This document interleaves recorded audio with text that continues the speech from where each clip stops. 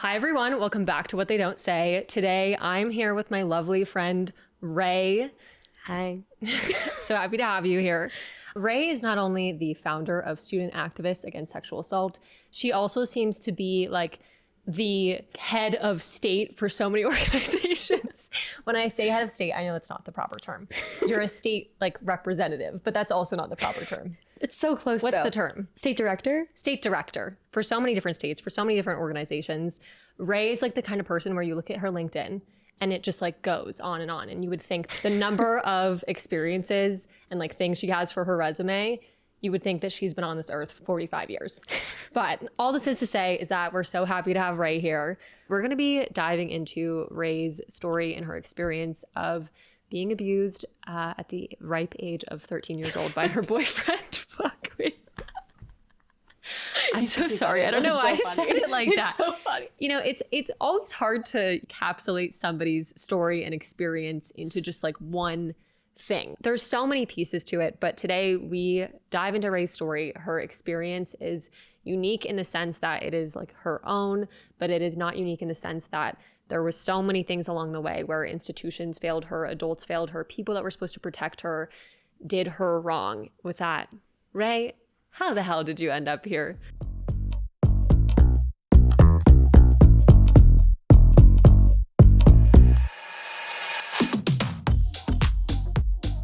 I feel like the best place to start is the beginning, which is a very long time ago. It's over a decade ago. I'm 23 now. But I went to a small independent private school in DC, which is where I grew up. And I feel like the structure and the form of that school is really important to how my situation was ultimately handled. So to lay it out, basically it is a K through 8th grade school, but the middle school was an addition that was about brand new by the time I was entering. So I was maybe like the 3rd or 4th class to be entering as a 6th grader into a middle school. And all of the people who were running the middle school initially had training and background in elementary education and elementary guidance counseling and all of that. So they didn't really have experience with puberty or with people going through hormonal changes. And so I think they were truly set up to fail in so many different ways. But I think I was maybe one of the patient zeros of that failure and kind of a byproduct of it. So we've all known each other at this school. It's like a 20-person grade since we were 2 years old. So we know each other very, very well. And when somebody new comes along, it's super exciting because it's like a non-family member, especially when you're going through all of these like hormonal changes. It's like, I feel weird being attracted to people in my class that I've known since I was 2 years old because you're like my brother or you're like my sister. And so this boy tours our school at the beginning of 7th grade. And all of the girls are like, oh my God. Well, it's always a new guy. Yes, like I always a vividly new guy. remember, like new guy, new girl. I was always jealous of if there was a new girl because she would get all the attention, and all of a sudden she was just simply, hot or cute because they were new. Yes. So exactly, a hot commodity. So everybody was like crippled by this. They were like, wow. And I remember we could volunteer basically to be someone's buddy when somebody toured the school. Ray's like me. And I was like me. And I was on crutches at the time, so I looked fucking ridiculous. I could barely walk. And I raised my little crutch in the air, and they chose me to be his buddy. And I don't remember most of the day, but I remember we were in a music class together. We were paired together. We were laughing. We were getting along. I'd never had any romantic attention before at all in my life. I was in this like super awkward, almost lesbian phase, but was suddenly feeling attracted to a man, which was also very confusing, or I should say. And then I never saw him again. And the second semester of 7th grade, he was there on the first day of school. And so he had transferred into our school. I know. Wow. And I was like, wow, I'm so excited. Like, I hope we can continue to be friends. Like, I had no romantic expectations because I was like so convinced that I was like this awkward, unattractive, unlovable person, which is like very normal for middle school. You know what I mean? True. Like, I was like very insecure in myself through all of these transitions in life. And also because I just never had anybody admit to me that they were attracted to me. And we became pretty close friends pretty fast, but mostly outside of school. But he came to school with a broken wrist, and I still had a broken ankle. And so both of us got to miss gym.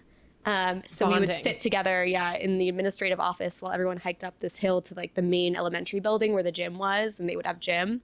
And we would do work together. We would just listen to music. And he would like play a song and then I'd be like, I love that song, even though I didn't know it. You know what I mean?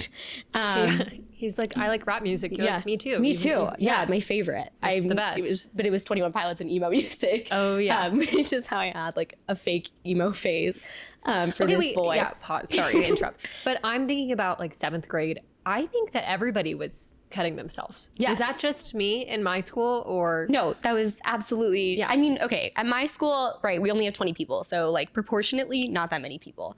I wasn't aware anyone was cutting themselves. Like in this like 20-person hierarchy where everyone knows each other and everyone spends time together. So there can't be like that many strict cliques. I still was at the like bottom. And so I wasn't like looped in on people's like depressive episodes or mental health necessarily. I'm sure people were cutting themselves and like later found out that they were. But I was introduced to cutting by this boy when I saw like all of these scratches on his arms that were very, very deep and severe looking. And he would lie at first and say, you know, it's like from my wrist cast and like the saw went through my arm. The most obscure things. Yes. I fell in the playground and like hit a rock and like scraped my arm across Exactly. it. And it's like super deep for some reason. And we started texting a lot. He was very much confiding in me about his intense depression and like later told me he had borderline personality disorder and his parents wouldn't give him medication. His parents are like uber conservative. So I don't know if that was necessarily true, but it would make sense, I think, for them not to give him medication. I know that they didn't really believe in that stuff from what I understand. And so he was very much going through it. And he told me that the only way he could get the voices out of his head that he heard was by cutting himself and cutting the voices out, which is intense. And I was like, graphic. Again, someone who had like no exposure or experience to anything at all. Like we'd never had sex education. We'd never had like mental health conversations. Well, you're also 13. Also 13. Yes. I just had never met anyone outside of this bubble. Like I knew the same 20 people my whole life. And he came from like a big public school, was saying that he dealt drugs, was saying that he did drugs, was saying he was drunk at school. How much of that was true, I have no idea. But I felt like he was like worldly and had like so much experience and so much to teach me. And I definitely was suspicious a little bit or like cautious of his depressive coping mechanisms. I knew cutting was wrong, like instinctively, but I didn't know from anyone telling me that it was actually wrong. And he kept telling me like he could only really connect with someone if they were super depressed like him. Oh my goodness. And it's just over these weeks and weeks and weeks, it just like chipped away at me that like I was supposed to be depressed if I wanted him to keep talking to me. And he kept asking me like, are you depressed? And I would say no. And he kept asking. And eventually I was like maybe, I guess, like you're telling me I am basically. Yeah. So I must be. And then he was like, well, if you're depressed, you hear voices. And I was like, I definitely don't hear voices. I also don't think that's true. Yes. No, it's absolutely not true. I mean, it can be true. It can be true, but it's not. They don't have to. They're not mutually exclusive. Yeah. And eventually he just like kept saying like, you must hear voices if you're depressed. Like you're not depressed if you're not hearing voices. And I was like, okay, well, he's convinced me I'm depressed. So I guess I also hear voices. Yes. I'm like, then in that moment, like telling myself the inner monologue in my brain that's like all of my thoughts is just voices somehow. And I'm not like confessing this to like adults who need to know, but I'm like, okay, sure. I guess that's a voice. And he's like, well, you have to cut them out then. And I'm like, no, I don't want to do that. What if I just left them there? Yes. What if I like the voices in my head? What if I love them? So it just kept going like that. And there was like this push every single night. And he would have me stay up with him all night on the phone because he would say he was going to kill himself if I didn't keep talking to him. He would say like, I'm all he has. I'm like the only reason he's alive. And the only reason he's alive is because he has someone to confide in that he relates to. And eventually he just kept talking about cutting being this coping mechanism. I was just like this kid who had no sleep ever. Like I was running on like an hour of sleep every day because he wouldn't leave me alone until like maybe 5 or 4 in the morning until his mom caught him on the phone. It's brutal. Because he had like a trap phone. I eventually started cutting myself too. I mean, just one night I remember I was like, what do I even do? And he was like, well, go get a tape dispenser, like start small. And I was like, okay. This is so, yes. I mean, it's so messed up to say it's interesting, but it's like I feel like in so many scenarios, you know, grooming and all of this, when you're older are these like subtle things, but when you're younger, there's so like, you're just so susceptible to like anything and everything. And he's just like blatantly like, yeah. almost publicly like brainwashing you. Well, I think that the flip side to that, right, is like he's also young and it's not like this older, younger relationship. So I think like he can get away with being so blunt too, because that's the only thing he knows how to be. And it definitely like it has to be to me like learned behavior, because I don't think a 13-year-old is independently capable of like gaslighting someone to this meticulous of a degree. But besides the point, he told me to get the tape dispenser and he told me to just drag it across my arm. It's like, I barely did it. I was like, oh, there's like a little red bump on my arm. And he was like, is it bleeding? And I was like, no. And he was like, well, that's not good enough. He's like, you need there to be blood. He was like, send me a picture. And so I sent him a picture and he was like, send me another picture when it's bleeding. And so he just had me keep going. I can't like justify that now, even though like I understand that I was 13, but it feels so ridiculous to say that like I listened to that when I was a kid, even though I know I was a child who just really wanted to be loved and I liked like the romantic almost feeling attention or like the possibility of it. And I liked being really close to someone because I didn't feel that close to a lot of people. And so I felt like I wanted to at least be his close friend. And it's like, again, it's hard to justify now as an adult. I don't know, but I also feel like it sounds like you admired him. Yes, you know? a lot. And I did. Thinking back to when I was in 7th grade, I was self-harming, but it wasn't something where somebody was telling me to do it. But I remember like actively being on Tumblr and looking for like self-harm posts and, you know, like taking pictures of cuts and like saving it. And, you know, I knew some other people in my grade who were doing the same. And I would like look at theirs and are theirs as bad as mine? And it was this like strange comparison of like whose pain is the worst, but also am I doing this because I'm actually sad? Am I doing this? Like I remember telling my therapist that I was doing it because I hated myself, but was that actually, what was that doing? What was the cutting? What was the purpose of it? Tumblr was really the worst decade or period to grow up. Like the end. I truly like he had me get a Tumblr also, which is I'm pretty sure like where he got the idea that he should be cutting himself. And that it was like the solution to depression. And it was so romanticized. Like he had all these boards and pins, or maybe Pinterest is different. But it was something you could save something stuff. like that. And you'd like write poetry underneath like pictures of cuts. It was like so disturbing. It was like, I feel like today his children would like be like in a coma looking at what we grew up with on the internet. Tumblr. Yes. Yeah, we walked uphill both ways. Yes, we really did. Barefoot. So that continued for a while and we were just friends. And then we went on a school trip to the South, like a historical trip. Like we were going to Alabama, like Little Rock, to go to Central High, where they first integrated public schools. We were sitting next to each other for most of this trip as friends. We were like splitting earbuds, listening to the 21 Pilots I was pretending I liked and now eventually did grow to like. In a hotel room, we were like getting lectured in the lobby about like, you know, you're representing your school, like your behavior reflects on the school, right, like the typical field trip lecture. And he's like, can I have your phone? And I'm like, okay. And it's open to my notes app. And he writes like, do you like me? And I think it's like an accusation when I'm like 13. I'm like, fuck, like I've been found out. I write like, I'm like, I can't like deny it. Like people in my grade know, like you probably heard, because the gossip mill was like, you know, 2 people. Yeah. And so I was like, I'm so sorry. Yes, but I promise I'm trying to let go of it. Like I really like being your friend. And that's what I write when I pass him back my phone. Like I'm desperately typing. And he writes back, no, because I like you too.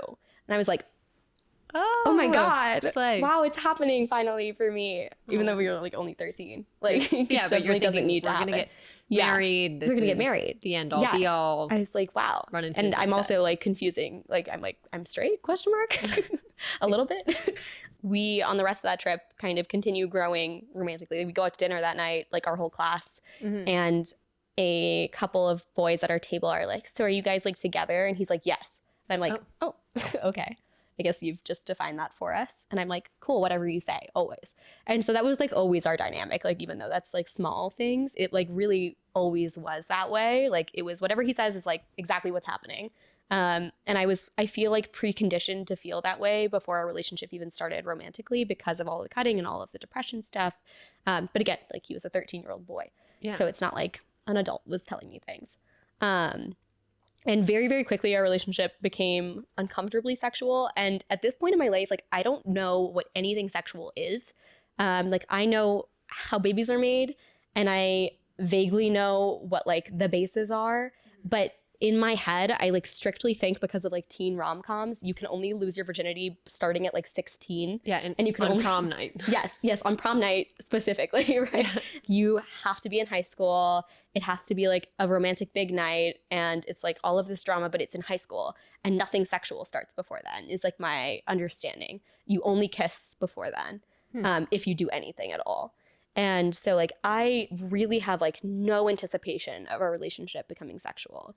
He takes the metro home from school every day because we're in DC, so that's like the subway train. Like That's like a standard form of communication Yes. or transportation. It is, but not for my school, because this is such a bubble of like protection and protectiveness that the people who go to my school, like we have carpool, we have recess in middle school. Like these kids are so sheltered, and I was one of them. My mom wasn't like overly protective, but like I followed that bubble that we were all a part of. Okay. And again, he was this like enigma who like walked to the metro after school alone without his mom. Like that was crazy. And so grown up. Like, so grown up. You know, you've said that you're both children, and yeah, your ages are the same and you're both really young, but he's established a dynamic and has all of these attributes that feel so much older. Yes. And that's like the natural power dynamic that was created. He felt like, it felt like a high schooler was paying attention to me almost. Like somebody who could expose me to all of these new things that I felt like I had to wait for, that I really wanted to know more about. Not sexually, but like about the world. And he also told me that he had attempted to commit suicide walking home from school at the metro. And he had tried to jump in front of the train, and that someone had pulled him back right in time. Again, I don't know if that was true. He told me a lot of things. Like he told me his family was on food stamps. His family is incredibly wealthy.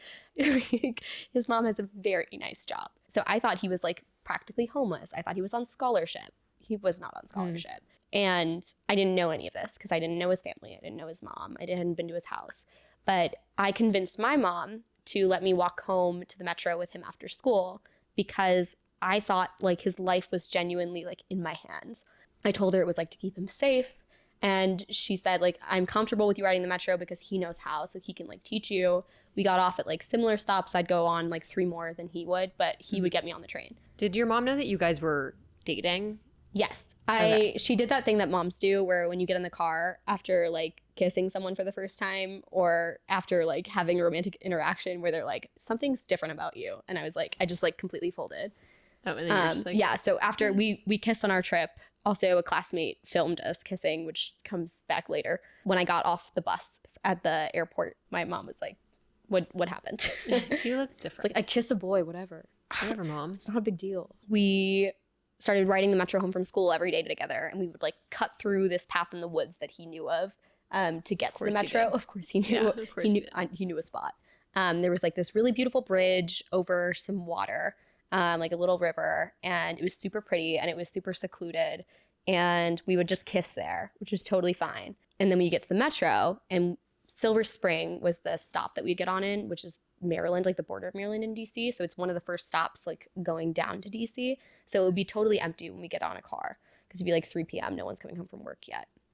And we would have like a car to ourselves, and we'd always get on. He'd like insist that we get on the car that was like the most empty, like at the back of the train. And it moved from like us kissing on the train to him like moving my hand to like his crotch area.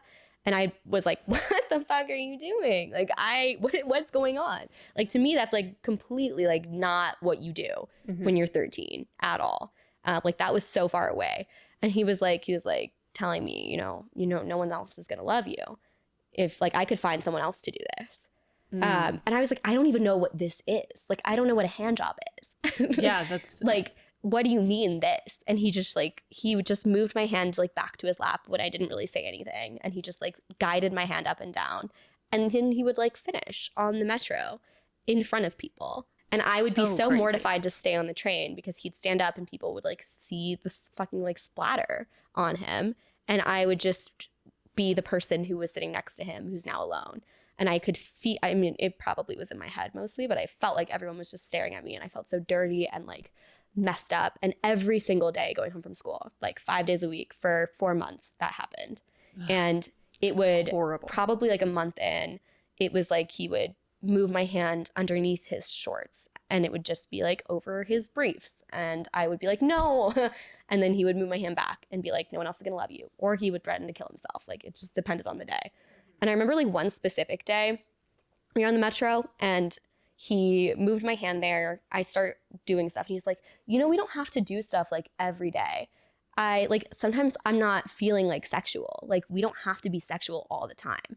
And I remember feeling so confused. Yeah, well, because every day had happened. Yes. And every day when you didn't want to do it, it was yes, some reason that he would push you into doing it. But when he says no, it's like definitive and it's final and it's dictating our relationship and what we do. Well, also, it's like, oh my gosh, Ray, don't be ridiculous. I don't need to do this every day. Yes. Yes. It was so confusing and gaslighty.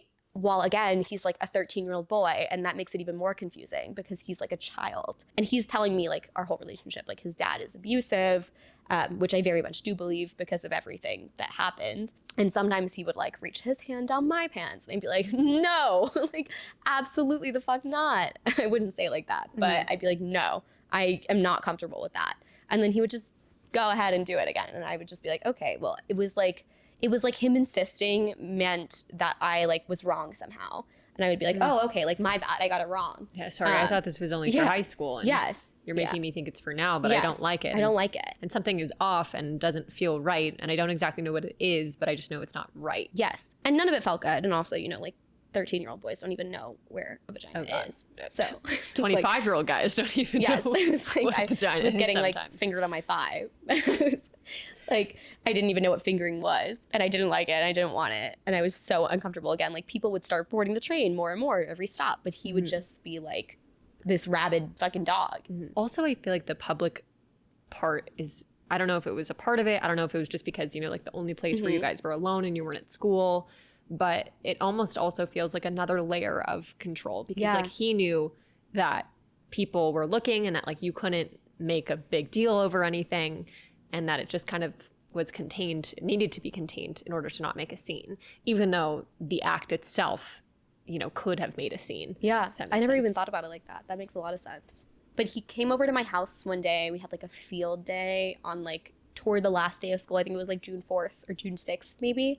And we end school like the next week. He had been over to my house one time before. And that time had been just like the train, but when we were alone, like just, I don't want to jerk you off, but he's gonna make me jerk you off. Like, it just sucked. But it was so confusing and I didn't understand like any of it at all, or that it was wrong or not cool, not okay, or a violation in some way.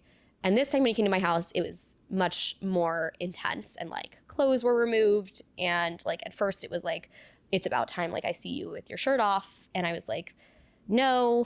And then he was like, but it's like about time. And I was like, I know what that means. Like, it means you're saying like somebody else will do it for you if I don't, which is what he would say all the time. He'd already set the precedent. Yes. And he had told me like he had a sexual history. Like he could pull girls and I couldn't. So I felt like he really meant like I'd break up with you if you don't do this. And I remember I was like, okay, you can like, I'm going to pull my shirt up, but like I'm not taking my clothes off and I'm going to pull my sports bra up and like you can see it. And he was like, okay, just looking. And then I remember I literally closed my eyes like this because I was like, I don't even want to see him see me because it's so inappropriate to me and wrong. And then I remember like feeling him touching me and I was like, that's not what we just agreed on. And then it just escalated from there to like pants were off and grinding was happening. And I just remember I was like, I don't want to do this. Again, I don't know what this is, but like whatever this is I don't want it. And he prematurely came because he was a 13-year-old boy. I don't know what would have happened. I like don't like to say like he would have raped me. Like I don't know, but we were down a lot of clothes. And after that, we went to this like lock-in at our school that night. That's why he came over to get a ride back to the lock-in. And I remember like just feeling like this dissociativeness that I've never felt before in my life. And we were like doing a game of manhunt in our school, like a midnight manhunt thing.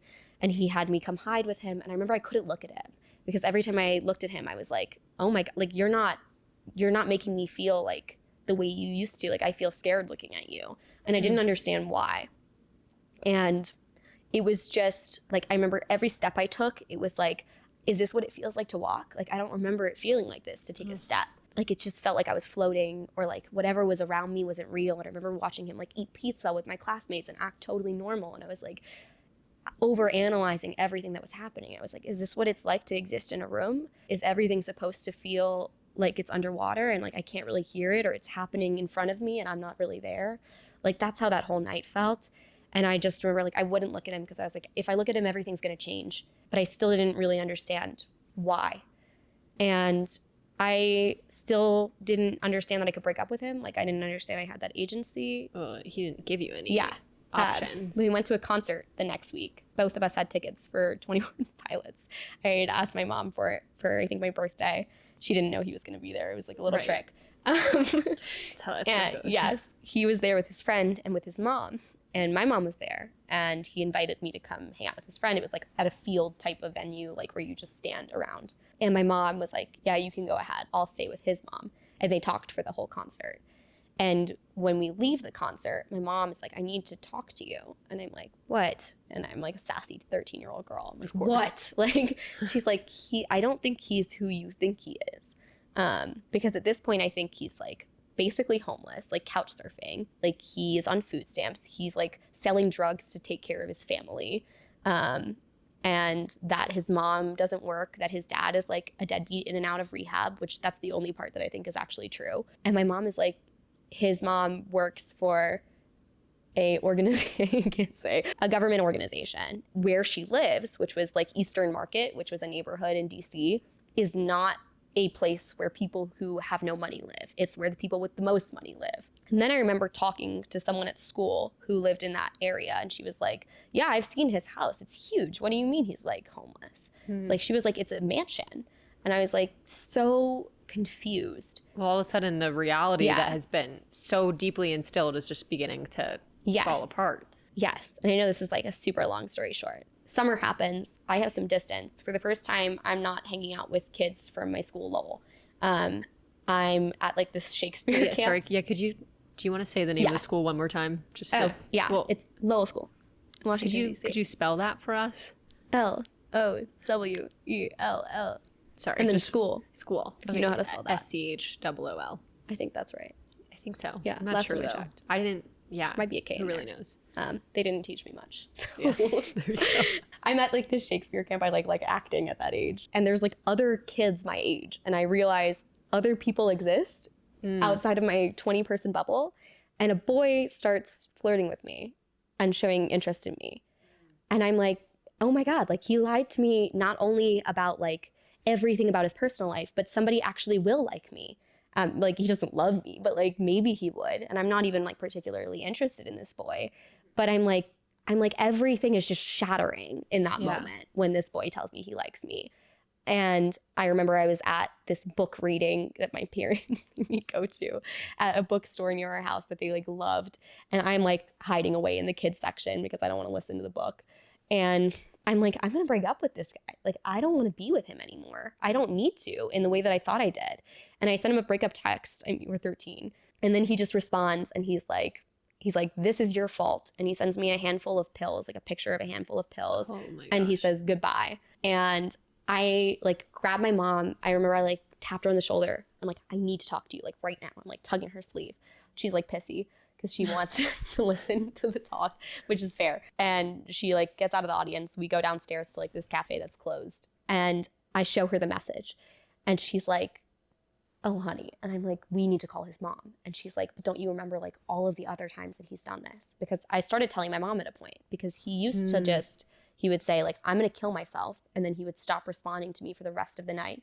Gosh. And he would just turn his phone off. And then I'd see him at school the next day and he'd be totally fine. And I'd be like, hello, where were you? Like, you're alive? I'm terrified. Yes. I like stayed up the entire night thinking you were like dead and debating whether to tell your mom. And my mom is like, we can't keep telling his mom and it's not our business anymore. You just broke up with him. And my mom knows that he's like messing with me. Because she's, you know, an adult. Yes, and she's an adult. But I'm like, this is life or death every single time. Other times, it's like we've called his mom and she would say, he's right here playing board games. What do you mean? And he would be totally fine. Which wouldn't you think also, being his mom, wouldn't you think, this is a little concerning?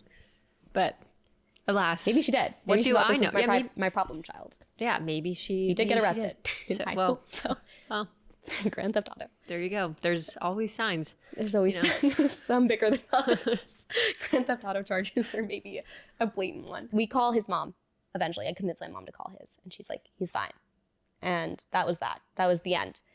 And then the rest of the summer, I start slowly blocking him on different platforms because he's just sending me messages like, you're such a slut, you're a whore, you're a bitch. Like, I can't believe you broke up with me. And it's just so aggressive and invasive, and he just doesn't stop. And so I'm like blocking him on platform after platform after platform as they come. So Tumblr is the only thing I didn't block him on because I just didn't think about it. Because I didn't really use Tumblr. He DM'd me on Tumblr a week before we had 8th grade orientation, which is so dumb because we've been at this school our whole lives. Yeah, you know everyone, you know how it works. Yes. But he DMs me and says, if I ever see you again, I'll kill you. And my understanding of why he transferred to our school is that he was expelled from his last school for fighting someone with a knife.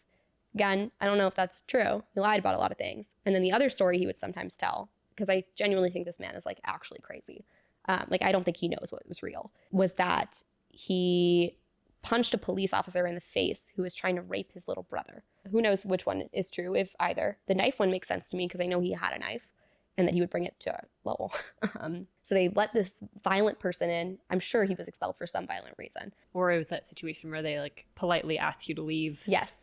Especially if your family has a lot of money. Yes.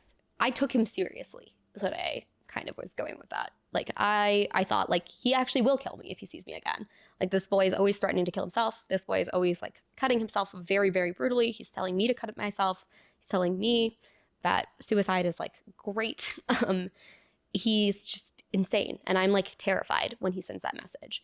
And I still haven't articulated to myself or understood that I was sexually assaulted because I had no understanding of sexual assault, even though, like, I knew what consent was at face value. Like, I knew the word, but I didn't know how it applied to me in my life. Because, again, I just thought everything was supposed to happen when I was 16. Right. Like the magic age. I think my dad probably taught me that with, like, 16 candles. I think it's also, just movies and stuff. Because I always thought, like, boyfriend was 16, phone was 16, dating, prom, like everything was when you were 16. And I vividly remember when I was younger and would pretend to be older, 16 was always the age. So I think it was something. I think also, like, media makes girls think, like, 16 is this magic age where your life just transforms and you start to become a woman. And, like, the sweet 16 is like what centers that.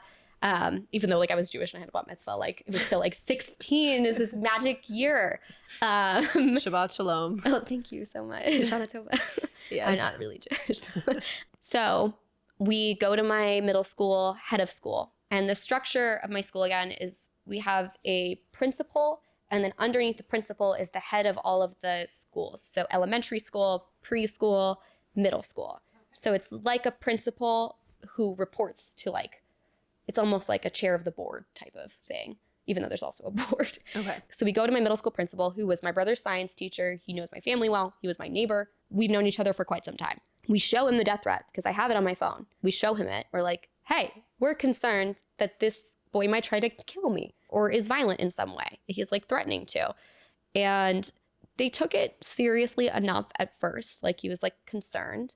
And my mom was like, so there's two classes, main classes. It was like teal and rose, like two different groups that you could be in for like your main classes. My mom was concerned we were going to be in the same group. And my mom was like, we need to make sure they're not in the same class. Like, they shouldn't be around each other because... Pretty basic stuff. Yeah. And as far as taking a death threat seriously, being in different rooms, if somebody really wants to kill you, that's not going to stop them. Yes. Yes. But would be an ideal, like, accommodation. Mm-hmm.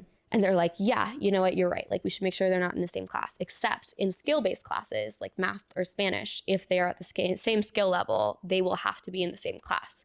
And so we were at the same skill level for Spanish. So in Spanish, we were going to have to be in the same class. And we're like, okay.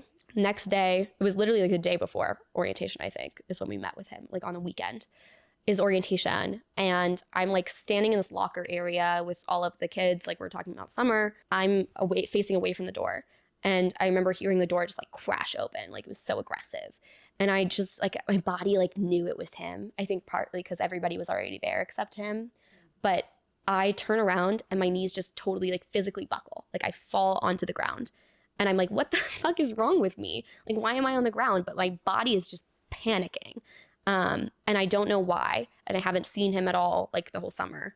I really haven't seen him much since that 21 Pilots concert that I remember. And when you say panicking, do you mean, I mean, besides Yes. from falling face Yes. first into the floor, is heart racing? Are you sweating? Yes, Like, what is that? heart is racing, and this just reel starts playing in my mind. And it's like, I can barely see what's in front of me because it's like, all I'm seeing is like him in my room in the attic on top of me. And I'm like, something is wrong.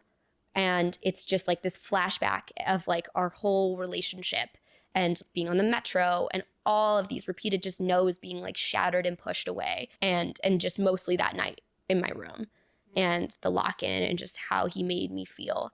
And I remember like starting to like kind of like crawl myself up to standing position. And I just ran to the bathroom and someone's like, "Are you okay?" And I'm just No, like, bitch. I'm like, no. And it's like, I remember like I heard that voice, like it was underwater, like it wasn't there. And I didn't feel obligated to respond. And that was weird for me. Like somebody was talking, but it was almost like it wasn't real. Which is what, dissociation is. And I run to the bathroom and I lock myself in a stall and I'm like, what the fuck is happening to me right now? And that's when I'm like, something is really wrong beyond like this boy threatening to kill me. Because at first it was like, he's just making me uncomfortable with that. And then I saw him and it's like all of these memories just flooded my body.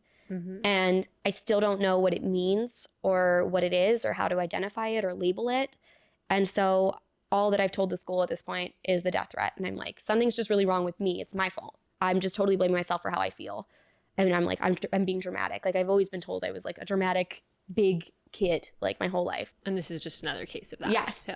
it just felt like that. But I remember the rest of of 8th grade orientation, I'm like running through the building, like hiding in different places. Because every time I saw him, it was like, it just felt like this like actual like gauntlet. Like I was running away and like hiding. Like I felt like I was like in the Hunger Games or some shit. Yeah. And I just like every time I left the bathroom or I left this hiding spot and I saw him, I expected to like feel back to normal. And it just didn't stop feeling like that. When I saw him every single time, it was like this overwhelming, triggering event. And I remember like I hid in like, we had like a black box theater and I wrapped myself in one of the giant ass curtains, like a little burrito. And I just like sat down in there the rest of orientation. And I was like, I'm going to get in trouble, but like how much in trouble can I get? Because like it's orientation, school hasn't started yet. But we were supposed to have like a kind of structured day, like walking through the building, like going to our classrooms, meeting our teachers. And I'm just like skipping. And I am a rule follower to a T at this point in my life. Like I've never done anything wrong. The most wrong thing I've done was probably like steal ice chips from the machine at school. I'm like, I feel so guilty for skipping too.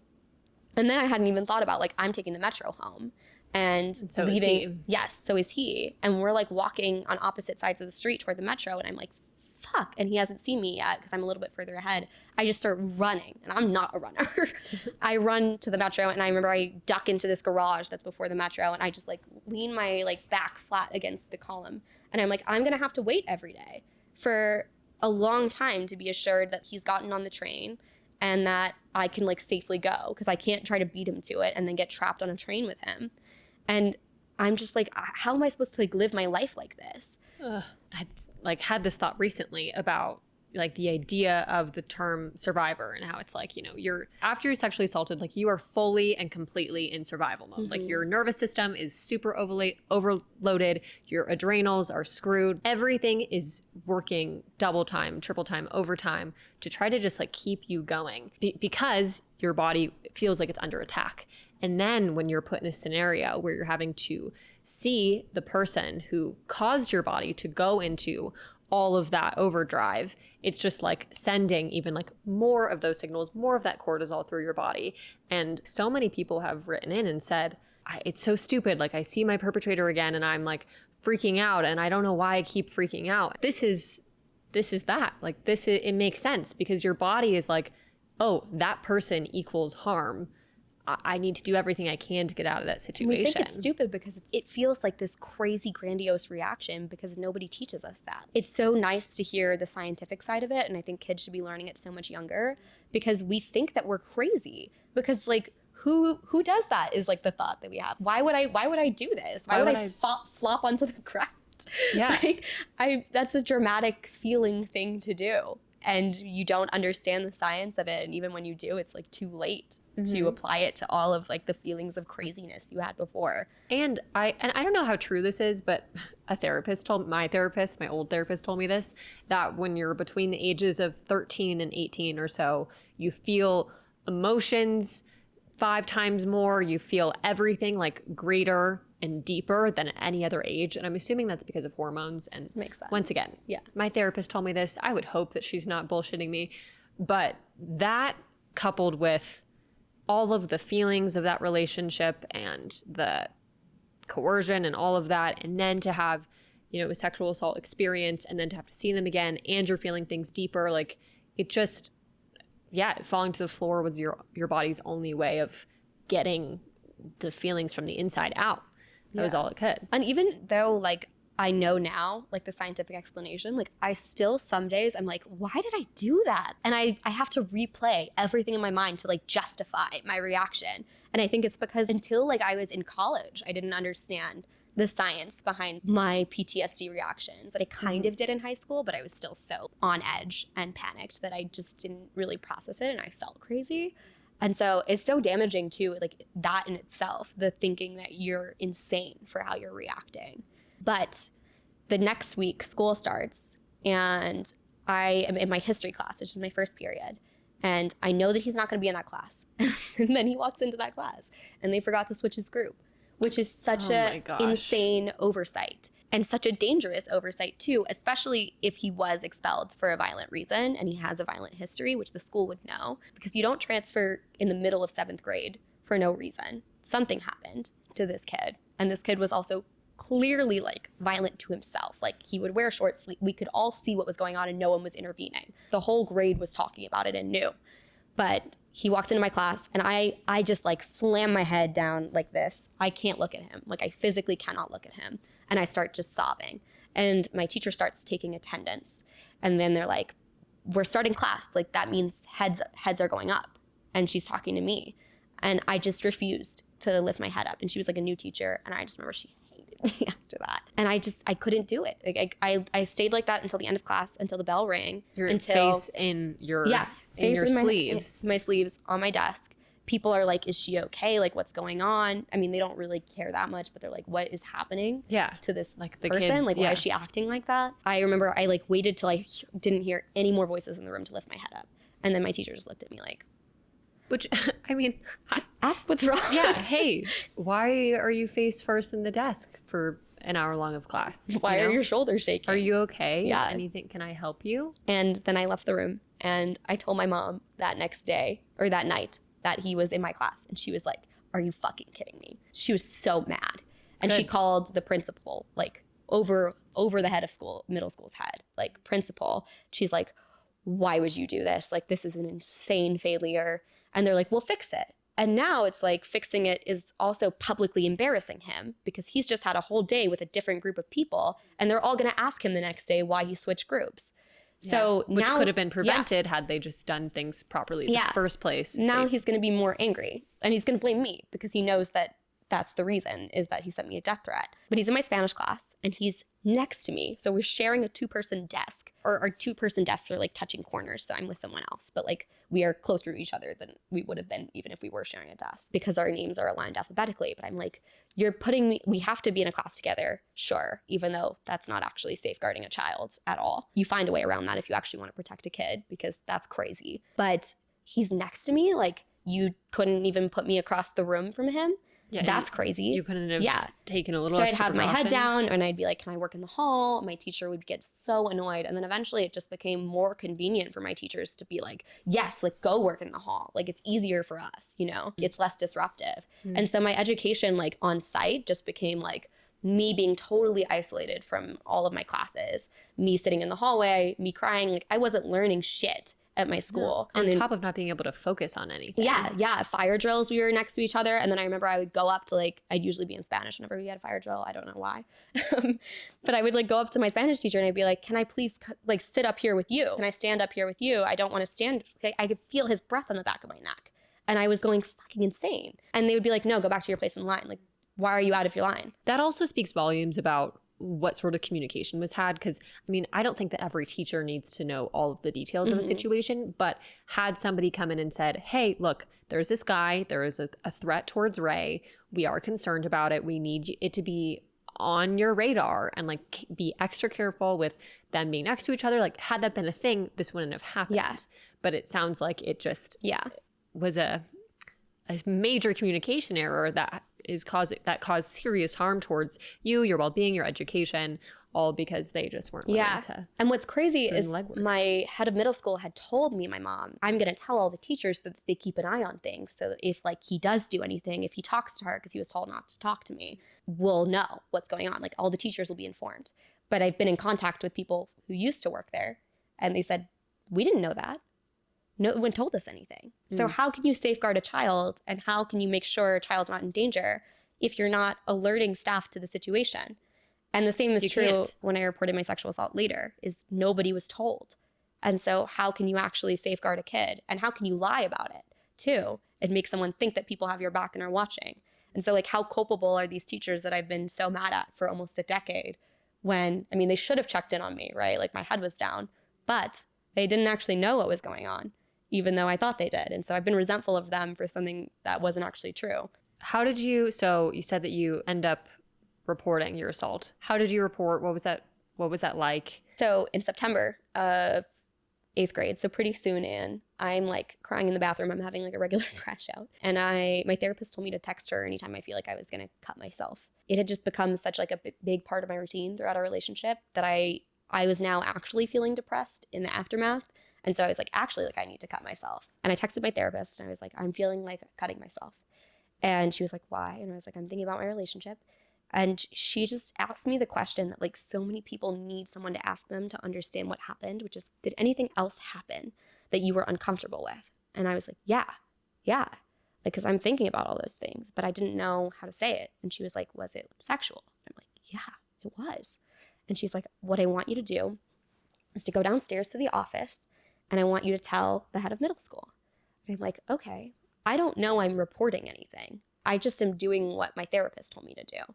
Like, I don't know what a report even really is. And the person you're about to tell is a mandatory reporter. Yes. Not that mattered. I'm assuming to him. But yeah. But like, Yeah. I say that because, regardless of what's about to come next, but I say it because sometimes people don't want to report. Yeah. And they like tell somebody who is a trusted individual at their school because they trust them. And then all of a sudden they end up in the middle of an investigation of some sort that they didn't even want in the first place. I could have been like in a police interview. Like that would have been, I mean, I'm almost glad he didn't do it. Mandatory reporters are a really important thing. But so as you were saying, you go downstairs, you are going to tell. And so I disclosed to him what happened. This is the head of middle school. Okay. Yeah. So not the principal. And my only framework in my life, like language wise for sexual assault is rape. Like I think it's rape or nothing. And so I'm like, what is this? Because it's in between. And so I don't know how to articulate what happened. And I say, I think he tried to rape me. And my principal says like, whoa, like we should not throw the word rape around. Like that's a really serious accusation. And then I'm like, God, I've done something wrong. I didn't say he raped me. I said he tried. Like I clarify. I'm like freaking out a little bit. I'm like crying. And I explain like he took my pants off. He was grinding against me. He ejaculated. That's all I said. Because I just didn't know what was important. I still didn't understand like the Metro stuff was a violation at all until like late high school. And I didn't understand like how to give him like all of the details leading up to the experience that mattered, and what was a violation, which was basically from the start. Like thinking about even talking about boobs at the age of 13 is so uncomfortable and like in a giggly but also like tummy weird feeling way. And then you're describing an experience that is assault, but you don't know it's assault. And you're like, oh gosh, that is so horrible, right? And I know that this school doesn't like that stuff happening because like another girl in my grade. School doesn't like sexual assault happening? They don't like sexual things happening. Okay. Like they are really, really strict about that stuff. But like another girl in my grade was caught sending nudes to a boy who shared it with the class. And she was punished naturally. Right. Of course. I remember thinking about that when I was telling him. But I didn't think I was reporting. And he's like, what are you like feeling? I'm like, I want my mom. And he's like, okay, I'm going to call your mom. Can I tell her everything you just told me? And I'm like, yes. So, I mean, at that point, that's a respectful thing to ask. I appreciate that. I still think like, whoa, rape. Yeah. Yeah. Quite a reaction. Whoa. You're like, whoa, that's. So he calls my mom. He tells her what I told him. And she says, like, do you want me to come get you? And I'm like, yes. And he's like, okay. And we hang up the phone. She's on her way from work. It's going to take a bit. She works downtown. And he goes to debrief my guidance counselor next door. And then he sends me into the room. And she's like, okay, like, I want to talk to you about consent. And she's like, do you know what consent is? I'm like, yeah. Like, I know the word. I know what it means. And she was like, well, did you ask this boy, like, every time you held his hand for consent? And I was like, no, he's my boyfriend. Of course I held his hand. Like, we just held hands sometimes. I would hold his. And she's like, wow, like, he could say then that you sexually assaulted him. So you should be really careful what we accuse people of. And I'm like, okay, oh my God. And in that moment, my thought is not like, what's wrong with you? It's, oh my God, did I assault this boy? Did I sexually assault my boyfriend? Yes. Because I held his hand. And I'm like, is it possible that right now he's sitting in another room feeling the same way I've been feeling because we sexually assaulted each other? The immediate jump to like empathy for you potentially having done something wrong too, when you're feeling so awful. That's, oh gosh. That part has completely formed the way I view that whole experience. And it's still something like I have to fight through the thoughts of to this day, because I like the immediate response was, you should feel guilty. Not only is it your fault, you did something wrong. I still feel that sometimes because it was such a formative moment for me. I remember getting in the car with my mom and she's like, okay, so like the head of middle school is going to talk to him tomorrow. And I'm like, what? He's going to talk to him? Because I didn't know I was escalating anything. I just thought I was doing what my therapist told me to do. Yeah. That's all. I just needed to tell someone. I'm like, what? And my mom is like, he has to, honey. He has to get his side of the story. I was like, his side of the story? Like, is he going to say something different? And my mom was like, I want to like prepare you, because my mom works in like domestic violence work. So she understands like how these situations usually go. And she was like, he's probably going to say that didn't happen. And I was like, why would he not admit what happened? We can like work it out. To me, this is like any other situation that like you talk through after like a bullying incident or something. Like, I mean, I didn't know I was reporting anything, but to me, we say our sorries and then we fix it, because that's what 13-year-olds do. Maybe that's not how sexual assault should be handled, but like this was a restorative justice school. Like, that's my framework for like how you fix things. And he does deny it the next day. And he even says like, if anything, she tried to rape me. And then he's like, actually, she did rape me. Oh my God. He doesn't stick with that for like more than a week. Okay. But by the end of the day, like my whole school thinks I am a crazy liar and psychopath. And I remember like asking one of my friends in the grade, do you believe me while we're at the sinks? Because I'm just freaking out. And she's like, I don't know, Rachel. And then she just like walks out of the bathroom. Well, and at that age too, when you just have one or two friends that are upset at you or don't believe you for something, that is a lot. But to have a school that is not very big, and it really probably was everybody who had an opinion to some degree, that's mortifying. So I'll fast track through the rest of this. But basically, we were both put underneath a gag order at the end of the week. But this was after he told everyone I lied, and I hadn't told anybody what actually happened or my perspective. And when you say a gag order, were they just saying you just can't? They said if either of us talk about our experience at all or what we perceive to have been what happened, we would be immediately suspended if they heard about it. And then if we did it again, we'd be expelled, like on the spot. We were both put under equal punitive measures, even though we had evidence that he had threatened to kill me. So it's not even just me saying he sexually assaulted me. It's like, this boy has been disproportionately harmful. It's not just like he said, she said. This boy is threatening violence against me regardless of what you believe in the sexual assault situation. But he wasn't really even punished for that. A pattern of behavior of some sort. So he keeps talking about it, like to everyone. Everyone is telling me, like, not listening to the gag order. Yeah, no, not listening to the gag order. I'm, again, a stickler for rules. So I'm like, okay, I guess I'm not allowed to talk about this, even though that's literally insane. Like, I just think that's so crazy. And it took like 5 corroborative reports for him to be suspended. But eventually he was, even though they said he'd be suspended immediately. So he's suspended, finally. I don't remember the exact timeline of things, but also the week that I reported, I took a day off of school because it was so overwhelming. And a friend texted me, hey, we're all outside at carpool, and he just threatened in front of everyone to leak naked photos of you. And in our relationship, he had said to me, like, no one will ever love you if you don't send me naked photos. Like, I'm the only person that's ever gonna love you. Like, I'm gonna kill myself. I'm suicidal. Like, I sent him one naked photo. It was like of the top of me. And I was, again, so uncomfortable with it. And it was on 13. Snapchat. You're 13. Yeah, I think it's gone. Obviously, it's not.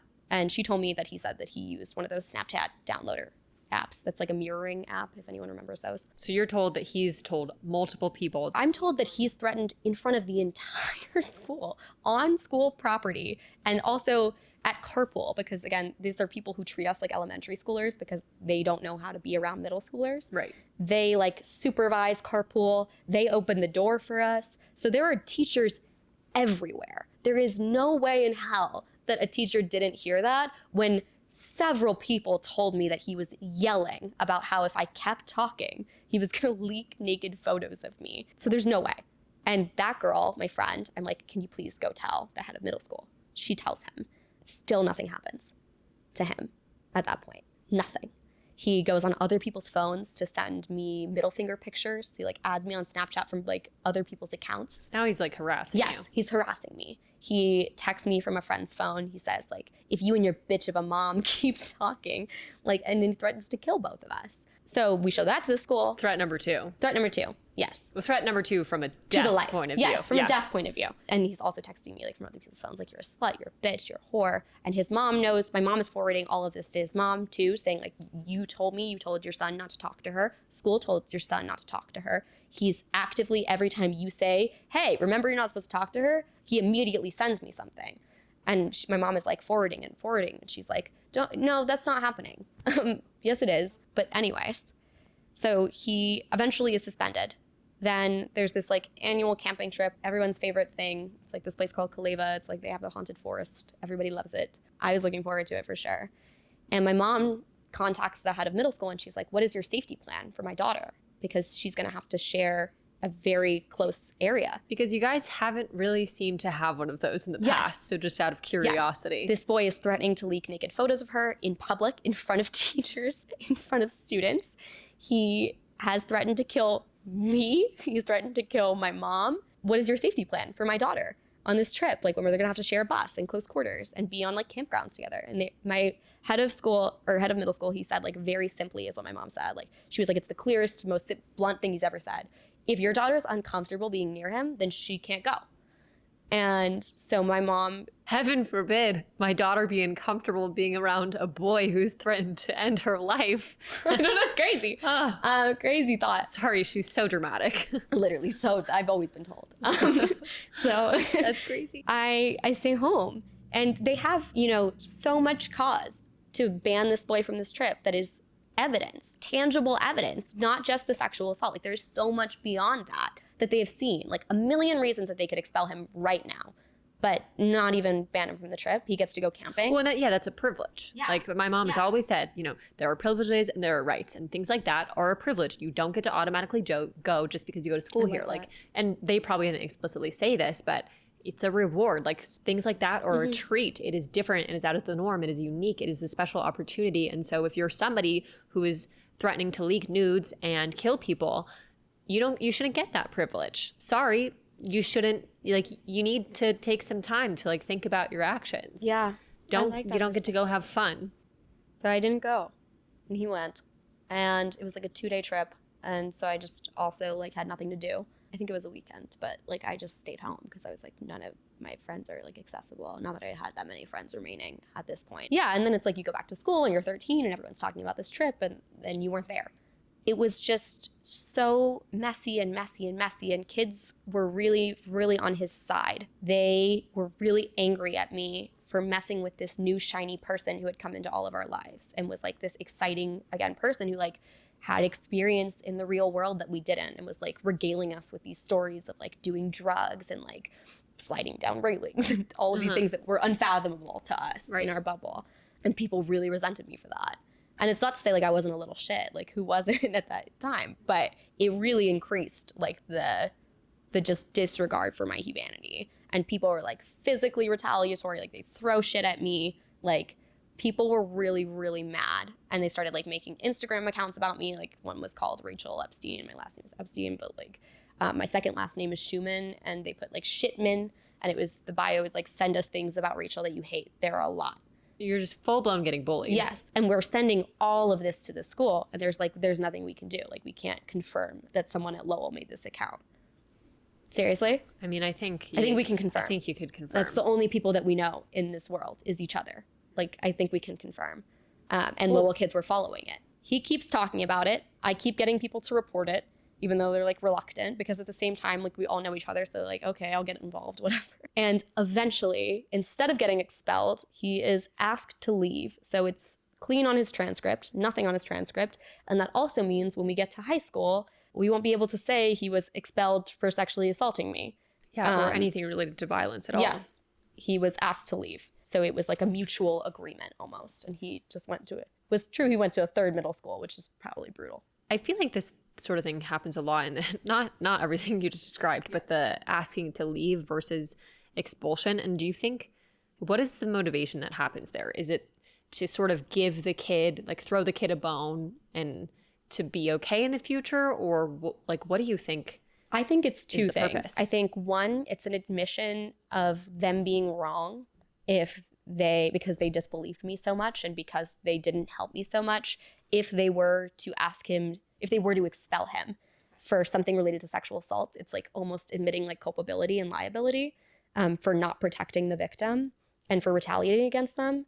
And then second, I think because his mom had 2 other kids who were going to enroll at the school, and that's like $60,000 a year, and she's also a very, very wealthy, powerful woman and could probably fundraise quite a bit for them, asking him to leave means she might not unenroll her other 2 children when this school has been in like financial detriment for years. Like, at this time, they are like struggling to stay afloat financially. And like, even if you look at their 990 forms for like the past few years, they only started like floating again like this past year. So they've always struggled financially because the middle school was a terrible idea and everyone told them not to do it. Again, he's expelled. I go to school the next day. I'm like so excited for my first day free of him. I'm like, a day where I get to keep my head up, like, genuinely. That's like, I remember literally thinking that, like, I don't have to put my head down all day. That is so huge. And I walk into the locker area before classes start and everybody's gathered in like an area. And I'm like, what is going on? And I like push my way to the front of this crowd and there's a tombstone drawn on his locker and the cause of death is written as me. And everyone is signing it with like, fuck Rachel, or like, fuck that slut, liar, like, or I'm so sorry this happened to you. Like, he's there. And then somebody offers me a pen. They're like, do you want to sign?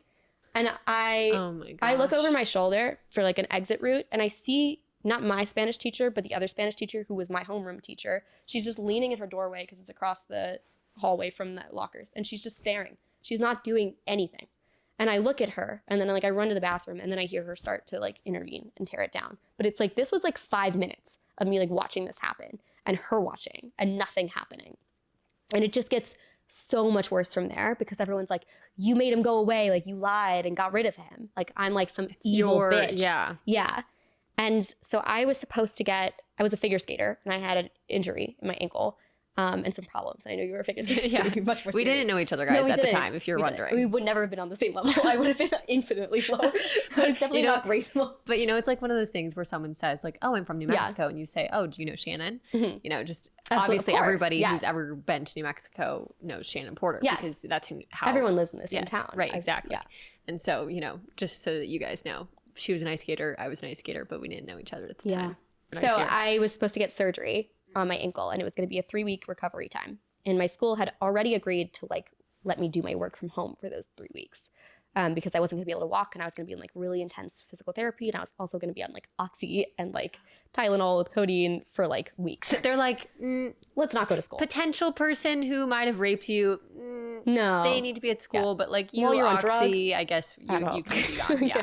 I don't remember who suggested it. My mom doesn't either. It was either them or my mom. It was definitely not me. We had a conversation with the school. I wasn't there. I was never there. Like, I was never included in conversations about my own life, which was frustrating. And my mom like reports back to me that they were like, the decision that was come to, I'm going to finish the rest of the year from home.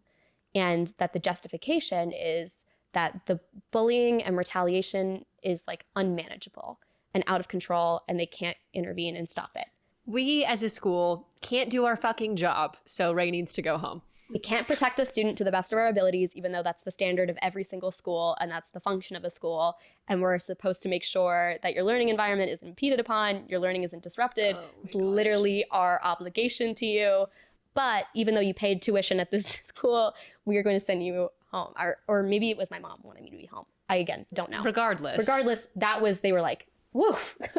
Thank God we got her out of here. So I go home for my surgery and I never come back. And when I start doing work again for school and I'm like, how is this going to work? My mom was like, okay, so they emailed some math worksheets and they are going to give us money for a tutor because of the tuition thing. So I got a tutor who was like a sophomore in college down the street. And then I find out like the only other class I'm getting is Spanish. And instead of me having assignments, I have to complete a certain amount of Duolingo a week and just keep a streak going. And that's literally sponsored by Duolingo. Sponsored by Duolingo. I'm like, I need the owl to make a response video. So I just like English, history from February to like mid-June. Like this is February 4th is when I go out of school. So a lot of months of what should have been the education setting me up for high school, I have nothing. Like nothing. I mean, these are math sheets. And I remember my mom had to like fight for my math teacher to even say, because with algebra and things like that, there are certain methods to doing algebra. Like you can solve equations differently and there's different levels. Right. And so to prepare for high school, you need to know what the 8th grade level is that they're teaching. And so my tutor was like, I need to know which way I'm supposed to teach her to solve this because there are shortcuts, but that's for older kids. And my math teacher just wouldn't communicate with my mom or with my tutor about like how I was supposed to be taught. And so I was just spitting in the dark, like, or punching in the dark, whatever. And I would like learn twice a week and I'd be done in an hour or two and I would have nothing to do. And I was just like rotting in bed with my experience. And I was so depressed and like, you know, kids were just harassing me all day. Like I was still seeing them post about me. They had me like on their stories on Snapchat and I could see everything they were saying. Like it was like they wanted me to see it. Mm-hmm.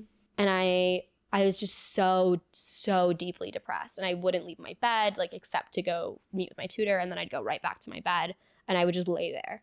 And my mom would like try to like loan me out with like, let's go get milkshakes. And my mom was taking time off of work because she had to like take care of me. And my brother was also sick at the time. So it was at least coincidentally timed well that we were both at home. home. I was in the attic. My brother was in the basement. We were both just rotting for different reasons. My mom was just going up and down and up and down and up and down.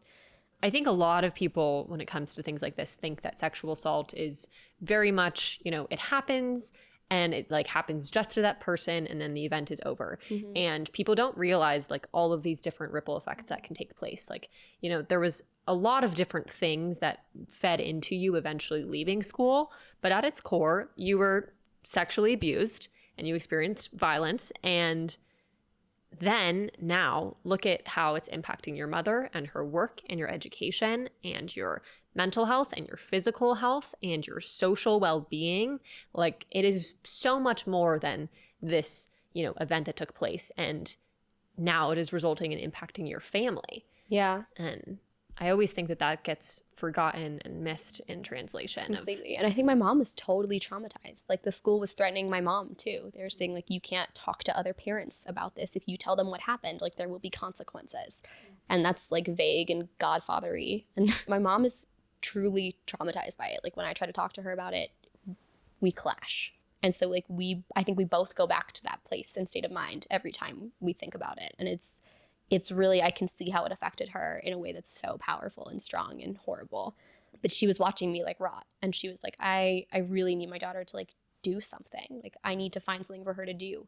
Because I was, you know, walking again after a month with like a boot on. Mm-hmm. But everyone at school also, my school refused to tell the kids why I was actually staying home. And so they told everyone and all my teachers that I was staying home because I couldn't walk, because I was recovering from a surgery that would take 4 months to recover from, which wasn't true. So when kids started seeing me walking around, because we all shared like a space together, we'd all go to like downtown Silver Spring after school, which is like that border of DC and Maryland. Like they'd see me walking and they'd take pictures of me and they'd be like Rachel can walk. There's literally paparazzi. Yeah, like literally. And they'd like post about it and they'd be like, look at this bitch like out and about. Like she's actually walking, she's lying and like skipping school. And like people would start commenting on my social media being like, go to school. Like I had the option to go to school. So my mom wanted me to channel it into something more empowering to like learn that I wasn't alone, because I think she really recognized that I felt so lonely and that I felt like this hadn't happened to anyone else because I just didn't know it could. Yeah.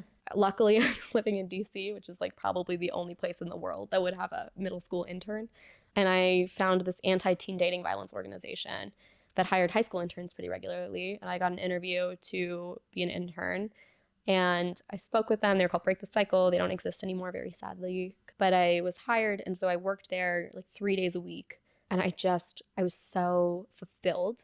And I remember like my first day of work, like my mom took me and she let me get my first iced coffee because she was like, I want you to feel like an adult. And that's when I like got addicted to iced lattes with vanilla. It was like the first time I felt like I had a purpose again, or like something to do that was not related to like being personally devastated. And they let me do stuff at that job. I was like, oh, I'm going to get coffee for people. But they let me like build this network resource list that now is given to like every domestic violence survivor that comes forward in DC, which is insane. super sick. Yeah. I mean, like obviously they supervised me. Yeah, but they let me like build the spreadsheet, and they let me like shadow client intake and learn about the legal process. And I'm like starting to understand. I'm like, oh, there were other options that were available to me that I didn't know. And it was such a great experience. Like I loved it. There and was then, this light sort of amongst everything. Then kind of like on the outside, back at school, like my mom is like, okay, graduation's coming up. Like I should email the school. Like, what is your plan for graduation so I can know when my daughter should show up?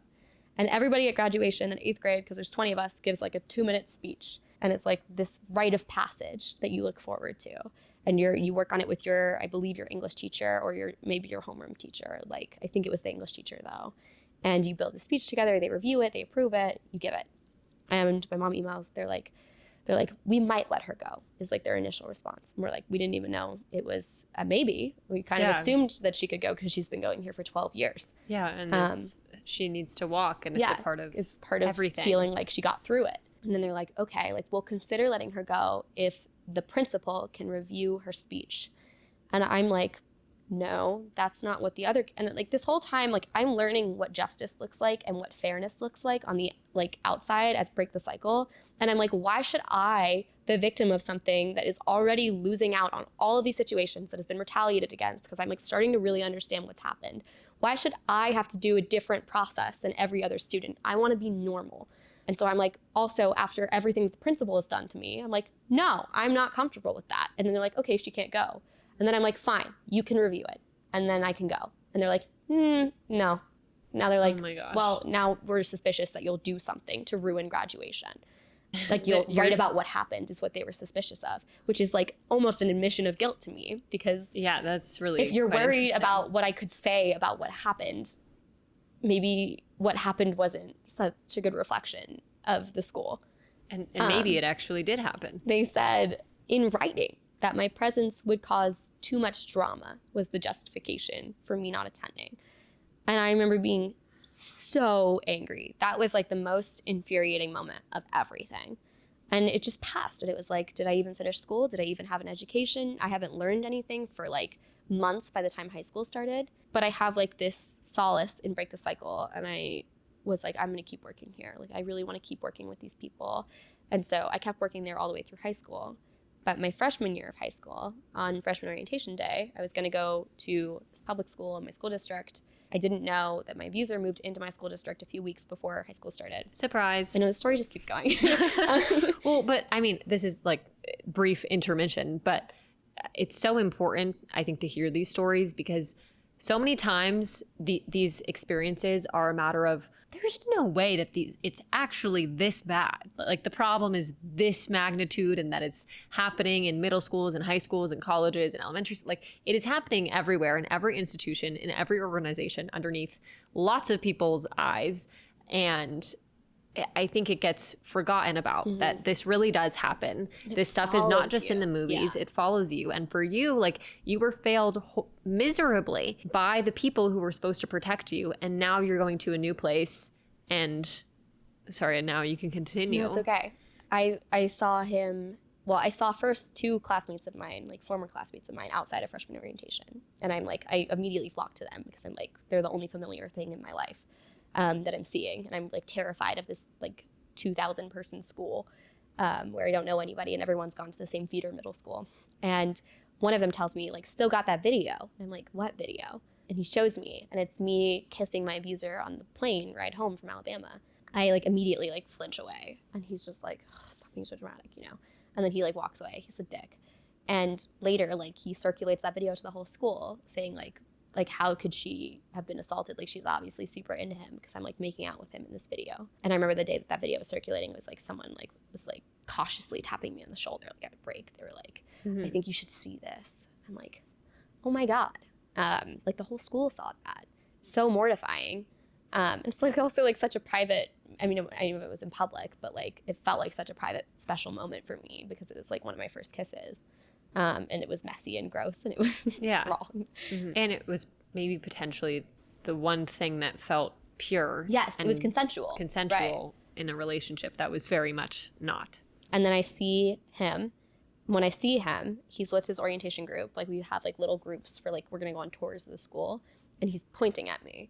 I'm like, fuck. Like, he's definitely telling everyone in his group like who I am to him. And I'm navigating the school again. Like, it's like 8th grade orientation, and I'm like dodging. It just feels like dodging him. And I'm like, by the end of the day, everyone is going to know who I am again. I'm like terrified. And that was true. By the end of the day, like, I had all of these new Instagram DMs, and it was like, why did you try to ruin this guy's life? And I'm like, did he just like spend the entire orientation giving away my Instagram and being like, look, this girl like lied about me trying to rape her? Or he always said that I lied that he raped me, which is not what I alleged. I felt like my life was like already over before high school started. I was like, they've already defined me. It's all going to happen again, but on a bigger scale at this huge school where people are having their first perception of me formed like already. Like, they don't even know me or have like a baseline for who I am. Their baseline is I'm crazy. And so my mom and I go to meet with the guidance counselor to at least get accommodations. We're like, hey, this was my brother's guidance counselor, so we trust her. Again, kind of a pattern through the story. We want to make sure she's not in any classes with him. This is a Title IX obligated school because it is a public school. My other school, not Title IX compliant, even though they have their own standards to follow. Okay. So Title IX means like I cannot be in the same room as this boy because they have an obligation to make sure that your education is not interrupted by anything to do with sex-based discrimination, and sexual harassment and sexual assault fall underneath that law. And so putting you in the same room as that person is a disruption to your education. And it's an inequality in terms of access to education because my head will be down and because I'll be leaving the room and I won't be retaining anything. And so they say, okay, yeah, we'll make sure he's not in any of your classes, but if you both want to take the same elective or AP class and there's only one offered, he gets to take it and you have to drop it if you don't want to be in the same room. And I'm wondering, like, I don't know, but I'm wondering if on his transcript it said why he was actually expelled, and that he was expelled, I would have had more of a strong justification for him to actually be held to some standard at the school. Right. Versus, again, it's all over again, like this he said, she said. And there's not like this evidence that my school could have offered to back up accommodations for me at this place. Well, it's also he said, she said, but the default, you know, quote unquote punishment, when I say punishment, it's like you have to be the one to change your schedule. Yeah. You have to be the one to not take that class. Yeah. It falls onto you. Yeah. Not him. So there's just like this total pattern of unfairness. It's the through line. It comes to testing. Like, he alphabetically is going to be next to me. So we meet with the testing proctors. We meet with the guidance counselor. We meet with the principal. We say, hey, make sure this guy isn't next to her. They say, okay, she can switch testing groups. The privilege of like this statewide testing is you get off campus lunch, which is like a fun, silly, stupid thing, but it's exciting as like a 14-year-old. And all of my friends are in the first half of the alphabet with me. I'm like, okay, I switched testing groups. I don't get to go out to lunch with anyone that I know. And he gets to go out to lunch in the group and doesn't get to switch. That doesn't seem fair. And they're like, okay, you can take it alone. I'm like, okay, so I don't get any off-campus lunch? And I don't get to hang out with my friends? And I'm like, that's not fair. Like, he should be the one to switch. They're like, we can't make him switch. And that is true. But I'm doesn't like, make it suck any less. Doesn't make it suck any less. I'm like, okay, can you put us on opposite ends of the testing room? It's a gigantic gym full of half of our grade, probably like 300 people. Can I be either in the front and then he diagonally be in the opposite end of the room and the back, or vice versa? And they're like, okay, we can do that. But then I get to the test. He's literally smack next to me. We're both in the front. Huh. I'm like, how the hell did that happen? How did that happen? I put my head down. I don't even open the test. And then I start writing on the scrap paper that they gave us. And I'm like, writing is really cathartic for me. And I start like writing about how upset I am and like a letter to the school that I just want to have all of the details of this moment remembered so that when I go to report to the guidance counselor that they failed, like I have everything from the moment, because I've learned like evidence matters. Yeah. And remembering every detail really matters. And at the end of the test, they're like collecting the scrap paper. And I'm like, no, I need that. And they're like, you can't take that out of the room. Like it's scrap paper from like a statewide exam. From an exam. And I'm like, that was like, it was such a small thing, but it felt so like such an anchor to me in that moment, because it was a 3-hour exam. Like I'm just next to him for 3 hours, like shaking and like going crazy. Not going crazy. I should not say going crazy, because it's not crazy, but reacting to being near him. And then the test is 3 days long. He continues to be next to me, even though we continue to meet with him. The next year, it happens again, even though, again, we meet with the guidance counselor, we meet with the principal, meet with the proctors. They all get debriefed. They all know who I am. They all know who he is. They know our names. They know to check our seats before we enter the gym.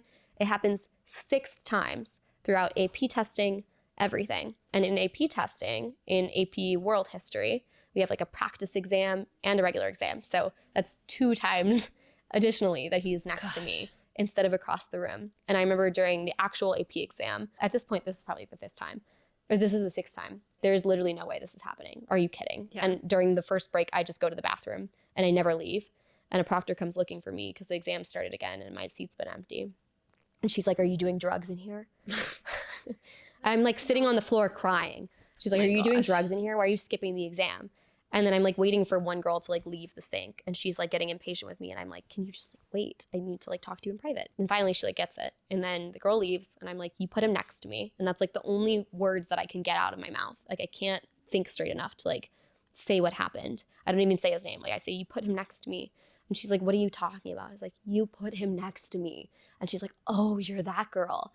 And then she like starts. She knew. Yeah, she knew. And she sinks to like the tile where I am, and she starts sobbing. And she's like, please don't tell anyone. You're like, okay, so now I need to console an adult right now? Yeah. So I put my hand on her shoulder and I'm like, I won't tell anyone. I won't tell anyone. And she's like, okay, like if you promise not to tell anyone, I'll help you leave the exam, which is like, you know, against college board standards. Like you can't leave an AP exam because like everybody's taking it and you could give someone the answers or you could give someone the questions. And so she's like, what's your backpack? I describe my backpack to her in the gym, and she somehow finds it. And she sneaks me out of the gym, and I leave the AP exam early, which is like totally against everything. But I get 1 on the exam. Like I lost college credit. Like I lost all of this shit because of their failures at this school. And ultimately because of him, obviously. But at the same time, he was like a 13-year-old boy when he committed the assault. I mean, he's continuing to like spread this lie, but also he's his parents' son. And to me, like everything that he's doing makes sense in a way. And it feels like these adults in our lives are so much more responsible for taking care of and intervening than he is responsible for his actions and for admitting or taking some form of accountability. I learned from this organization that I'm working for, like about the cycle of abuse. And I'm starting to like understand why what happened. But it was just failure after failure after failure. And then my junior year, I transferred because I just couldn't be there anymore. And it was such a painful thing because I was like, I feel like I'm losing another graduation. Like when I started high school and I saw him, I was like, he's not taking this one away from me. I'm walking across that stage and I put all of my eggs in that basket. I was like, the second I walk across that stage, I will be okay. Like I'll be better. I'll have gotten through it. And I missed that chance, but I'm going to do it again. And leaving was like the hardest thing I've ever done because it was like giving up, and somehow it felt like conceding that he won. And I've, realized that that's not the case, obviously. And I should have left. I should have never gone, but we have to come to our own conclusions. I was so much happier at my new school, but graduation was so sad because I felt like I should have been wearing different colors and I should have been walking across that stage. But I now have the perspective of like, he was next to me, last name. Like at graduation, he would have been next to me. He would have been right behind me. And you know that even if you asked for him to be somewhere else, he would have been right next to you. He would have been right there. The odds were not in your favor. The odds are not in my favor. And it's like, how proud would I feel crossing a stage with him trailing me? I would have probably not even made it onto the stage. And so I think my perception and my view of what justice looks like was so narrow that I caused myself so much, not that I caused myself, but that I ended up in so much more pain than I had to have been. And I ended up in this prolonged state of trauma every day, just being triggered and triggered and triggered. Like I barely remember high school because it was so fight or flight all of the time.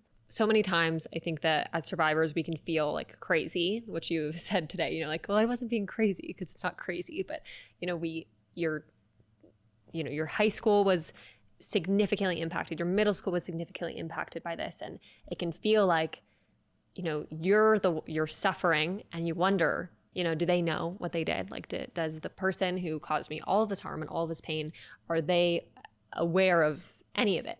Or are they just believing that they are completely fine and they're in the right and you were in the wrong, and that you were crazy and that you must have made this up? And so I know that you've had some experience sort of not like connecting back with your perpetrator, but in an indirect way.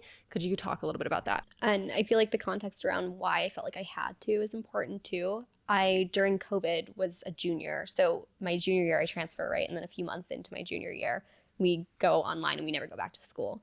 And so I start reading a lot about sexual assault. And it's just like so comforting to me to just keep like consuming information, almost like problematic kind of comforting. Like I was just hyper obsessed with knowing more about why things happen to get answers that I know he could never give me, or that I thought he could never give me. And I read one book called South of Forgiveness by Thordis Elva. She is from Iceland, an exchange student who was staying at her house in high school, became her boyfriend. They went to a winter dance together and he raped her. And shortly after went back to Australia. And then 15 years later, they reconnected because she wrote him an email and said, "You raped me. I want to talk about it and I really want to find forgiveness." And I thought, like, forgiveness? I've been so angry. I can't imagine like wanting to forgive someone. Yeah. He's ruined my reputation, my academic life. Like I was failing 5 classes at a time. The only reason I passed was because my teachers felt sorry for me sometimes, or because my mom would like bust their door down to be like, you need to let her pass because like she's failing because of intimidation. And like I wasn't learning. And so I was so resentful and angry. And the more I read the book, it's like they meet up in South Africa and they talk, because it's like the midway point between the two of them. And they talk about what happened. And he immediately confesses that he's felt guilty about it. He's thought about it. He doesn't know why. And she's like, "Did you ever do it again?" He's like, "No, like I haven't had sex. Like I don't have sex with people because I'm terrified because of what happened." And they come to like the conclusion of forgiveness together. And it was the most powerful, like beautiful book I've ever read. But again, I have this problem of like locking in on this narrow idea of what justice looks like. And I just lost my graduation and I'm like, this is my new thing. I'm going to do He needs to say sorry. and it needs to be real because he owes me that. And I never even thought that before, except like when I first thought I was assaulted, like, and came to that conclusion. I was like, oh yeah, of course I'll say sorry. No. And so that's my new thing that I'm obsessed with. And during COVID, all of these girls in my area start sharing their stories on social media of sexual assault. And nobody at my high school talked about being sexually assaulted. Like when you hear like the TikTok trend or those stories of like, who was that person in your high school who was like the like thing that everyone talked about, or that like if someone asked you like what moment defined your high school, or what person like was the rumor of your high school, like that would have been me. Like I would have been that thing, because it was so abnormal to say you were sexually assaulted. Not that I told anyone, he told everyone. Right. So everyone was posting, and I think everyone probably expected me to post. And I never shared like what actually happened to me, because I'd been so triggered, and also because I thought, if I say this is what he's doing to me when I'm not telling anyone. Like imagine what he would do to me if I talked about it, how intense and heated it would get. And eventually I did post something because I saw his girlfriend posting about supporting and believing survivors. And I was like, You're like, funny you should say that. Your boyfriend actually is so I posted like a passive aggressive, I posted my story and then like this passive aggressive, like I'm seeing some people like say they support survivors, but I know that those people have been like ruining and tormenting my life. Like you are the reason that I transferred schools. And I felt so safe doing that because we didn't know we'd go back to school ever. And I was at a different school anyway. And I think that's why so many people felt comfortable coming forward about things that they just completely kept to themselves. And at this point I was like, I had thought like literally no one else had been assaulted, even though I knew the statistics at that point. Like I was like, it's just me. Like that's so lonely. And then suddenly it's everybody has been assaulted, which was really upsetting and moving at the same time. And his girlfriend DMs me from my story and says like, I want you to know I believe you. And I was like, what? And we formed this like weird friendship kind of, where she's like going back and forth about feeling guilty about being with him, and that she's like, it's not even that hard for me to believe that he did this. And I'm like, what does that mean? And she and I keep talking, and she's like, I really want him to apologize to you and to like make things right. And she's sending me like screenshots of things he's saying about like taking it to the grave. And I'm seeing this weird back window into something that I think so many people never get to experience, which is what is going on behind the scenes of your abuser utterly denying and making you out to be the crazy person. They're saying, I'm going to take this to the grave. That's really inconsistent with the story that he's sharing with everybody else. Right. And it felt like, even though it was a complicated relationship, it felt like such a privilege to have that information. Like, that was so much more than I ever thought I would get. And I'm like, this girl is trying to convince him to apologize to me. And eventually he posts on Instagram. He posted, and someone sent it to me because I was blocked. I think we mutually blocked each other, to be honest.